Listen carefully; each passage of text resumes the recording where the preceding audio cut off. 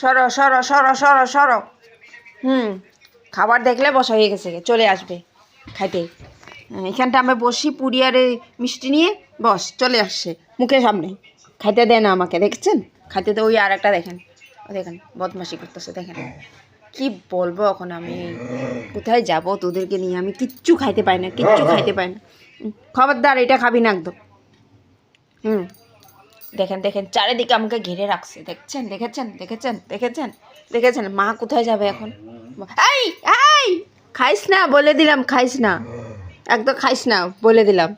চোরগুলা একদম খাইস না। এই পোকোকে দেখেন, পোকোকে দেখেন, ছোচা ছোচা, দেখেছেন দেখেছেন? একটা দেখতে ডাকুক গব্বর সিংয়ের মতন, দেখেন। এই দেখেন ওই আর একটা চোরের মতন তাকাচ্ছে, চোর।